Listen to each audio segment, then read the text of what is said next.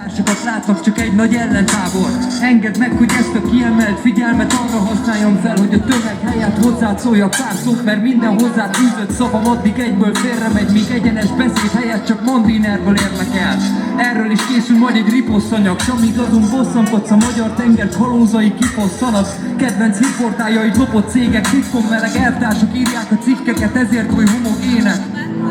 Dolgoznak bennük a gonosz gének, az apáik eztől egyik besugók és orosz kémek. Valahol mélyen te is unod ezt a hisztit már, hát diszkvalifikáljuk azt, kinek az apja kis titkár. Hisz bárki is nyer, áprilisban a mi dolgunk örökre az lesz, hogy a sok tolvaj faszra rápirítsunk. Tisztelt utasaink! Megköszönjük a közös jövő felé.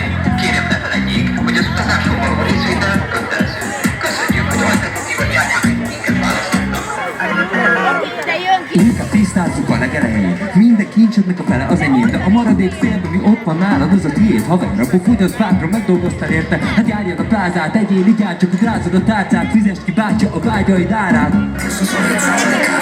De a felednek az álpával terhet maradékából azért tegyél félre, és most már egy házat is legyél végre, csak egy apróságot kell, mert tegyél érte. Vállalj gyereket, 2-3-at, aztán adósodjál el 1-2 évre, mi költől a támogatás többszörösét, csak a gyerek éljen, meg legyen egészségre, oktatásra, meg egészségre. Az állami szar, vidd magánklinikára, és minden, amit a gyerekedre költöz, persze terhel a 27%-át, de legalább megvan az álmaid háza. Jó, hogy miért volt a ház olyan drága? Nála az állami támogatásnak, amit az eladó beleszámolt az árba.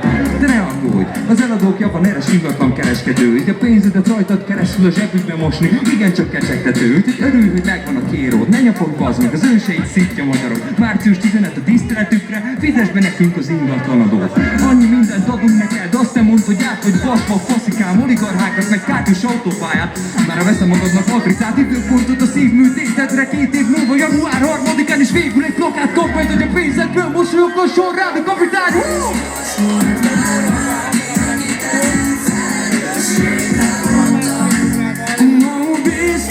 Volt már valaki, akit ezer rácsok mögé dobtak. Mondd csak, biztos volt már valaki, akit ezért